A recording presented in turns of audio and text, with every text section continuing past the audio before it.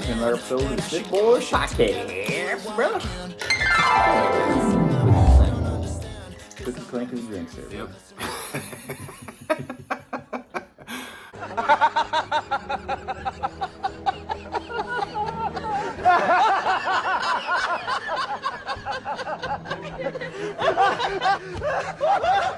I don't know why that's funny. Yeah, well, this is the way you do it, bro. So this is going to be a fun one, I think, because It's going to be a hoot. yeah, and it's going to be tough to keep this one short. We're going to try to keep it timed. There's a lot to get in this one. So we kind of started talking about topics. Brother was coming over today, and we were just looking at, okay, what's the status of Detroit sports here? If you were to say what team of the major four major teams is the closest to a championship, and why?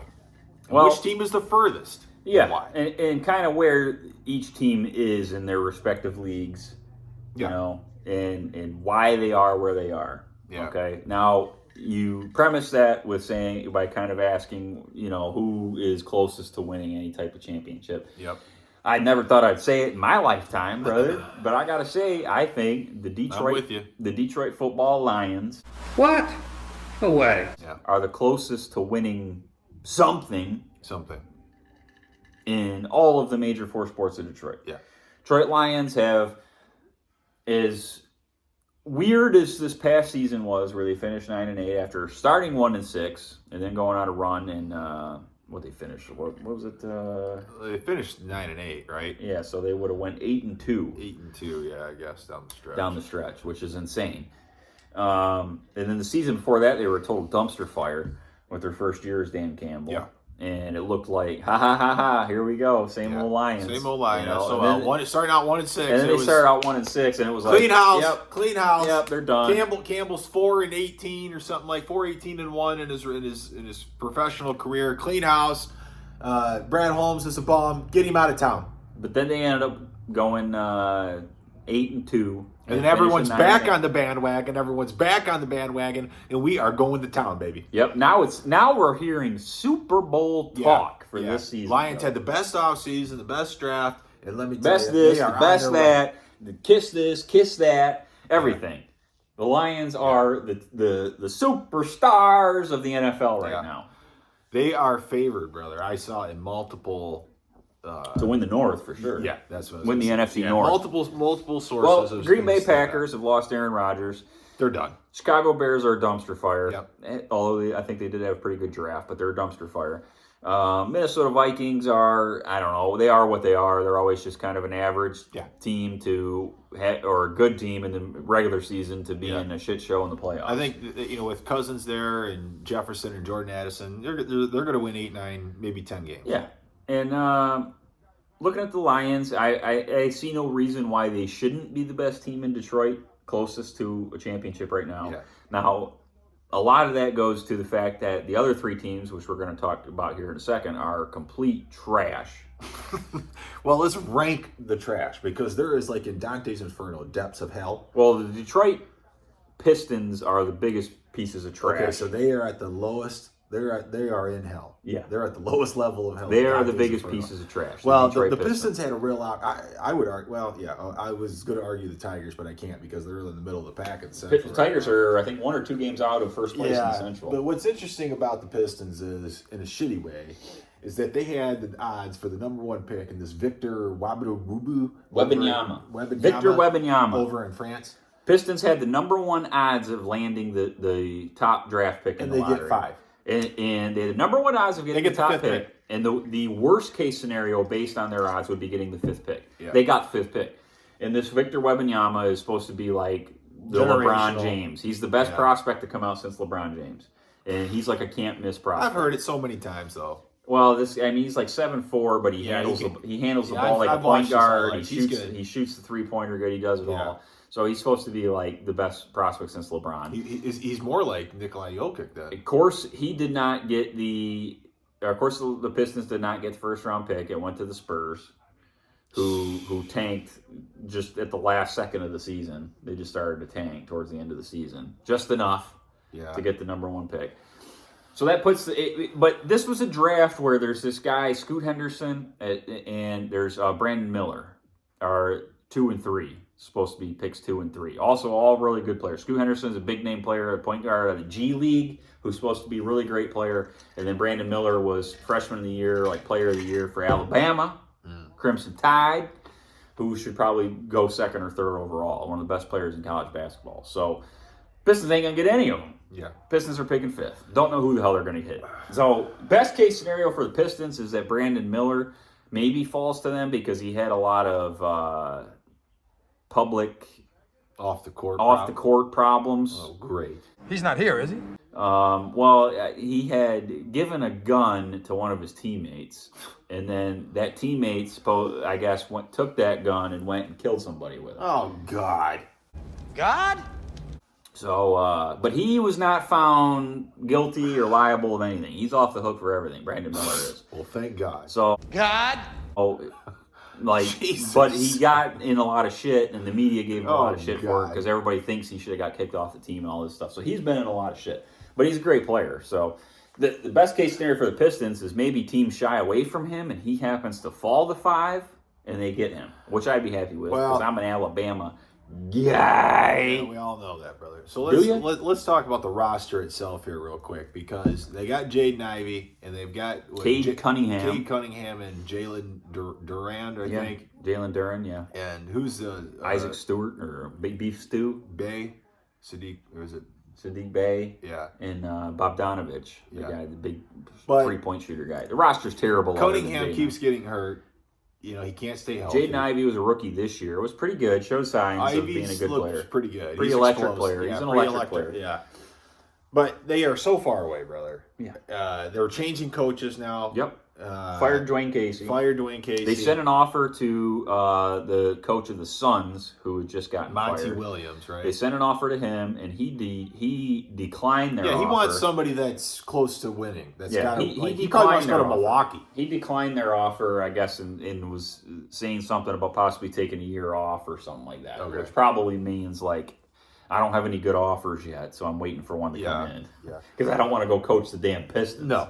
So we say the Pistons are the worst. They're hurt. If you were to be on a scale, I don't know, how far away are they year-wise from competing? My lifetime. Are they that? Are you saying beyond 5? Basketball is a league. You need stars, and you need number 1 draft picks. I don't know. If Cade Cunningham stays healthy and turns into like freaking like prime Russell Westbrook or something, you know, and Jaden Ivey turns Jaden into Ivey Michael Jordan. Yeah, and Jaden Ivey turns into Michael Jordan. Yeah, then maybe you got something. Yeah. But Kobe Bryant. yeah, if Jaden Ivey turns into Kobe Bryant, then maybe you got something. But Cade Cunningham, I don't know. I've watched limited Pistons basketball over the last couple of years because they've been so terrible. Is he any good? But the few times I've watched the Pistons, Cade Cunningham never really stood out to me.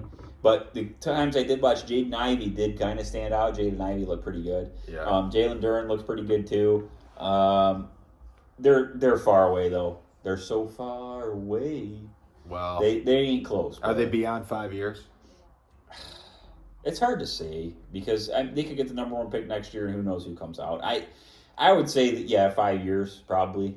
Yeah, All because right. you could bring in a new coach. Who knows who they get? They could get some bum at coach and end up firing him after 2 years. 3 years. Yeah. Yeah, 2 so 3 years. probably 5 years. I'd give them All right. 5 years from being anything relevant. So now the Pistons are in the shitter. Yes, sir. Who is the next rung up on the ladder up I'm gonna say between the Red Wings and the Tigers? I'm gonna say I know they are. I know they're 1 or 2 games back of first place in their division right now, the AL Central in baseball. But I'm going to say the Tigers are the next of those I'm teams. glad you said that. Because when it comes to the Tigers, this team is just not interesting. 0. Never been interesting. Dude, I have not watched the Tigers all year long. And They- I don't plan on it. The average batting average of their team is like, I don't know, 220 or something, 220 or 230 under or something like 250? that. Something terrible. Good Nobody God. on the team can hit. Miguel Cabrera is still out What there. are they as still the designated- doing with Miguel Cabrera? Miguel Cabrera supposedly he has a negative WAR. I had heard this the other day. Out of like 1,008 players, he's ranked like 1,005 Oh God. in terms of WAR or something Well, like that. So he's Caputo was talking about effectively the very worst player in baseball. He's not hitting for power. He's not hitting. He can't lift the ball anymore. That right? that aside, Miguel Cabrera aside, it doesn't matter. The pitching isn't very good. It's None of never been that good. None of these arms have panned out. The bullpen has never been that good. The team could never hit whenever they needed to. There's so many times when this team has people in scoring position and then strike out or ground out into a double play. I'm gonna kind of sum up my Tigers knowledge because I've never been much of a baseball guy. The lineup is terrible. And I don't even think I can name maybe Matt Manning. Is he a play? Spencer Torkelson was the number one draft pick a couple years ago. Good. I don't know. People, that's the thing with baseball is like guys will have like a good week where they hit the ball well, but they hit foul outs or something like that. But it's like, oh, he hit it hard, but it doesn't matter. He didn't hit it anywhere. He hit into an out, but he hit the ball good. I don't give a shit. Yeah. But the guys will have like a good week, and then these people will be like, oh, he's starting to turn it around. It's like, did you have 147 more games to go? Yeah. Like. My thing. No, he hasn't been good, brother. Riley Green is like probably their best player. Okay, so my thing with the Tigers is that again, I go back to when was this? 2011, 12, when the Tigers had Scherzer and they had Verlander and they David had Price, Price, Rick Porcello, they had Cabrera hot. They had good players. Mags, Carlos Guillen, Polanco. Well, that was in like 06 and stuff. Remember Rick Porcello left the Tigers in his first year. He went to Boston and won. I think he won Cy Young. Yeah, he did. only the Tigers. Only the Tigers. That happened many times to the Tigers. But my point is, JV left and got a World Series ring and won a Cy Young. So did Scherzer. Scherzer went to the Nationals. But my point is with the Tigers is like, it's kind of like same thing with the Red Wings here in a second. Is like from that era of 06 to 2013 when the Tigers had that golden opportunity against the Giants and the Cardinals in the World Series. Multiple golden opportunities. And they couldn't put it together. And then they've never really come back from trading Verlander and Scherzer and getting rid of all that main core. But here Cabrera still is playing. But aside from that, they've never really recovered. They've had a lot of hope. They've had a lot of high draft picks that have not panned out. They've traded guys.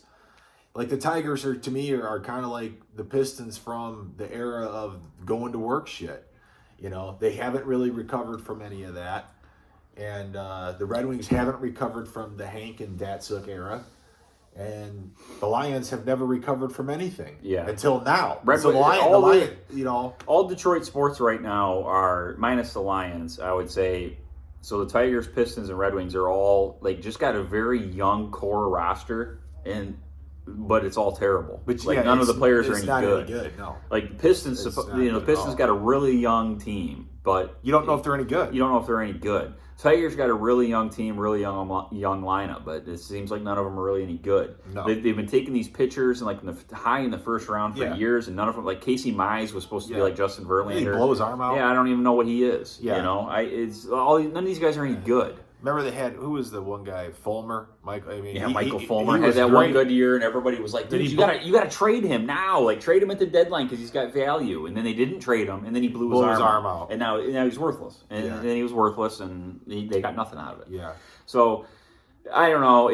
Baseball is a weird sport, too, because I had never really grew up watching a ton of it. No, me either. Because the Tigers were always terrible in the 90s. Yeah. In the 90s, the Tigers were horrible. I remember the Tigers lost like 119 games or 100 and some odd 13. It's like 2003 or something like that. Yeah, and I was just like, dude, this is exactly why. I got real into them though. When they got like it was like 06 or whatever. When they got good, I started getting really into baseball. I was really watching them in the playoffs and stuff. When Mags hit that home run against the A's, that was fantastic. I don't know if you remember that, dude. That took them to the World Series, I think, or at least to the ALCS. But yeah, a lot of good memories. Tigers playing in Boston, playing the Yankees and stuff in the playoffs, but they are very far away to me. Even though they're winning and they're a game or two out. But a lot of that goes to right now they're a game or two out because they're playing in like the worst division in the history of baseball. This entire AL Central is god awful. Yeah, the Indians Minnesota is in first, and Minnesota's terrible. The Twins are god awful. The White Sox are awful. Yeah. The White Sox have a pretty good roster, but nobody really understands why they suck so bad. but their roster And he is doesn't bad. key him back. And the Tigers are just kind of there by default, really, because they've screwed the pooch the least out of the other. That goes to managing. AJ Hinch, maybe he's a pretty good manager. I mean, he's supposed to be a good manager. Everybody around the league, he's one of the great manager. He came from Houston, so I mean, he's a great manager, but he ain't got nothing to work with. So that would take us to but as far as years wise, Tigers, give me beyond 5, because baseball is more of a slow turn to me. Yeah, but it can strike if you get a couple players. I mean, I'd give them 5 years too. All right. I would be in agreement with you. I think the Tigers are both in the Red Wings, and the Pistons are both beyond 5 years. Now we come to the Red Wings. Yep, Red Wings are second. So we just had the draft, the lottery. They pick 8th or 9th. 8th or 9th. Yeah. It's not. It didn't go in their favor. They did not make the playoffs. Again, they haven't made the playoffs in a number of years. The Chicago Blackhawks did get the first overall pick. They're going to take the generational talent, Connor Bedard. Now, the Red Wings would have an opportunity to get this Russian kid, Matei Michkov. He is supposed to be like as good as Connor Bedard, but you have to wait like 2 or 3 years on this kid because he's his KHL contract. He could fall because teams could be scared away from that. But if you look at his highlights, Matei Michkov, dude, he's amazing. He is good. So you come to the Red Wings. They got rid of what was his name? The coach, Blashill. So Lalonde's in his second year. In there. Well, this will be starting his second year, right? So Larkin is now captain. You got Mo Seider, Lucas Raymond, Jonathan Berggren, Kublik. You got no goalie. Ville Husso played well. No, he didn't. Dude, the whole team sucks, man. Yeah, Husso sucks. Well, Nedeljkovic sucks. Yeah, Nedeljkovic, I agree. You've drafted some guys, Simon Edvinsson, Elmer Soderblom, Sebastian Kosa. We don't know if any of these guys are any good. You got this Lombardi kid that's supposed to be pretty good. Joe Valeno. Carter Mazur, playing in the World Championships, has played really well. You still got young guys like Joe Valeno. Larkin's still a relatively young guy. Huge contract. $10 million a year for like 7-8 years. Yeah, right? I didn't think his contract was that big. I didn't think it was egregious, but they got no talent. I think beyond they traded Bertuzzi, Larkin, and who I agree is a second line center on the Stanley Cup team. Mo Seider, I think, is a stud. I do think Seider is good. Raymond is to me almost like trade bait. Who's the other guy? Was it Marco Casper? Yeah, Marco Casper's the other guy. Yeah, he's supposed to be he broke his leg, didn't he? He broke something. He was supposed to be like goal scorer savant that was going to come up. He came up and played like one game at the end of the season. He played good in practice, what I heard. But who knows what I do think, I forgot about the Marco Casper pick. He was supposed to be like a big name. Yeah, he's a big guy coming up. Got a cool name, too. Yeah, the Ghost, right? That's what they're calling the Ghost. So, as it comes to the Red Wings, I think we're in agreement here that the Wings are second behind the. Yeah, I'm going to say but less because I really think the Marco Casper. I forgot about him. But he's a really phenomenal player. I think he's one of those guys that could turn this team around. But if he can come in and play next year, and you got Seider, and you still need Edvinsson to come in and be a stud. You don't know what they're going to do in free agency or trade market. I mean, who knows? Like we did a podcast on the trades with maybe getting Austin Matthews. We talked about Austin Matthews coming in. I mean, who knows? Maybe they bring in Austin Matthews, and then you get Matthews, Larkin, Casper starts. You get Soderblom and Edvinsson next year. Right. Who knows who they can keep if they do a trade like that? We don't know yet, but. I would say regardless, the Wings are second closest to winning, but I ain't going to put them at 5 years away. Hockey is a sport where you can go from worst to first pretty good. Hockey's a sport where if you got a good coach, and as long as you play sound fundamentals and you protect the net, I mean, you can win a lot of hockey games. You can. I mean, Florida has proven it. Florida made the playoffs as an 8 seed this year, and they're in the physical. finals. They're physical. Yeah. They enforce. They like playing feisty. They like playing nasty. You get into the playoffs and you start, bunkering down and start playing physical and stuff. You can win a couple series and maybe get your way to the Stanley Cup, which is why I love hockey so much too. Yeah. Because, so I mean, I don't know. I would say the Wings are. I'm going to say the Wings are maybe 2 years away from winning anything of relevance. I think you give Stevie another 2 drafts. You let some of these other guys that he's drafted, it gives them another 2 years to kind of marinate a little bit. Man, I don't know. I'd say 2, 3, maybe 4 years. I don't know if Larkin's going to be a part of it. That's the question. I think he would be. I mean, they just signed him. Well, I'll say anywhere from 2 to 4, less than 5. Yeah, Less than 5. So that takes us to the team with the best chance, the Michigan Wolverines. No, I'm kidding. God, that is true though. But if we're talking the Major 4, it would be the Detroit Lions. Yeah, they are. We kind of talked about them a little bit to start the video, but just to recap it, they are in the catbird seat in the NFC North. I feel they are. Look at the NFC as a landscape. The NFC, you have Eagles. The Eagles for sure. Out west, Niners. You gonna say right? Maybe the Seahawks stay good. Maybe the Seahawks stay good. Cowboys, maybe. Cowboys are so, I don't know, man. They're so bipolar, right? Yeah, true. There's nobody in the NFC South. The Falcons, the Bucks, all those teams are terrible. Carolina, Saints, they're all terrible. Do the Giants do anything? I don't know. I mean, we beat up on the Giants last year. But yeah, I mean, there's only a couple teams in the NFC worth competing with, and I would honestly say it's probably the Niners and the Eagles. Okay, so you think the Lions are where in the pecking order? It could be 3rd or 4th in the NFC. I agree with you. But the problem with the Lions is they have the best odds, I'd say, of winning. Are they making the playoffs next year? I think they have to. If they don't make the playoffs, something went seriously wrong. Yeah, I agree. And I would honestly say, I give the Lions the best chance of winning anything, but I'm also going to cap that by saying I think this is the Lions' one shot. I think this year is their shot. They're running it quick. Beyond this season, I don't think they have much of a shot. I think it's this season because then you're talking Goff extension. Yeah. You're talking Ben Johnson's going to leave at the end of this year and go coach somewhere else. And then you're talking contracts coming up for guys like Amon-Ra St. Brown. Yeah. Preach, brother. Preach, brother. Penei Sewell. That's what it is. You got contract. You're going to have some contract shit coming up. So this is it for the Lions.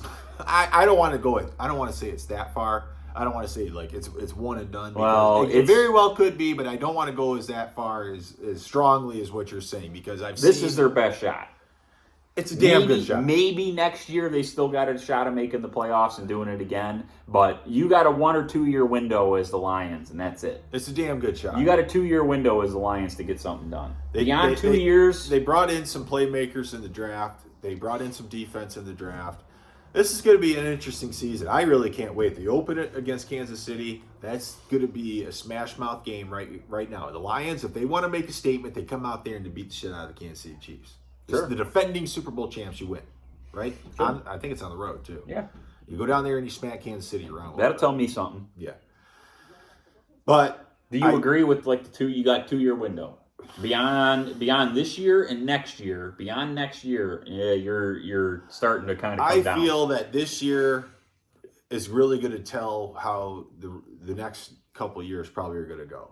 Because if they say Goff, throws for 4,500 yards and 25 touchdowns and maybe only 10 picks, maybe he's close to 30 touchdowns. You got a real decision to make with him.